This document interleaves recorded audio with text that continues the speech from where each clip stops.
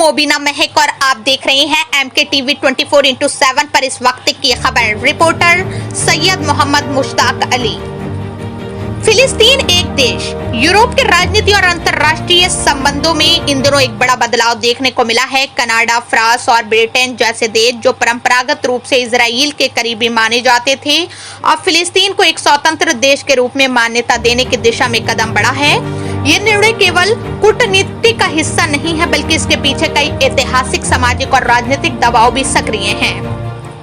लंबे समय तक इजराइल के पक्ष में खड़े रहने वाले ये देश आज ये मान रहे हैं कि गाजा में जारी संघर्ष ने न केवल मानवाधिकार का गहरा संकट खड़ा किया है, बल्कि उनकी अपनी जनता के बीच भी नाराजगी और असंतोष को जन्म दिया है। यूरोप और कनाडा में नई पीढ़ी, सोशल मीडिया और स्वतंत्र एजेंसियां लगातार आवाज उठा रही हैं कि गाजा में जो कुछ हो रहा है वो केवल सैन्य कार्रवाई नहीं, बल्कि एक भयानक मानवीय त्रासदी है।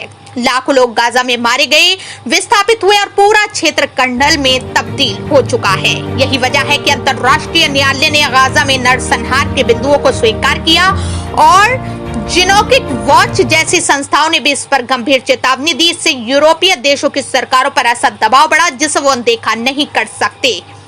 खासकर ब्रितानी युवा, फ्रांसीसी समाज और कनाडा की बहुसांस्कृतिक आबादी ने खुले तौर पर अपनी सरकारों से फिलिस्तीन को मान्यता देने की मांग की। इसके उलट अरब देशों की स्थिति अब भी अलग है। वो किसी ठोस कदम को उठाने से बच रहे हैं और अधिकतर अपनी सुरक्षा को लेकर चिंतित नजर आ रहे हैं।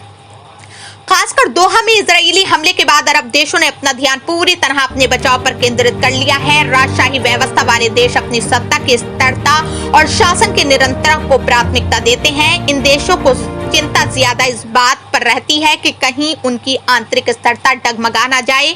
लोकतांत्रिक सरकारें जहां जनमत और समाज की मांगों के आधार पर नीतियों में फेरबदल करती हैं, वहीं राजशाही शासन अपने आसितत्व की रक्षा के लिए और भी सतर्क रहते हैं। यही कारण है कि फिलिस्तीन के मुद्दे पर वो बयानबाजी तो करते हैं, लेकिन वास्तविक कदम उठाने में पीछे हट जाते हैं।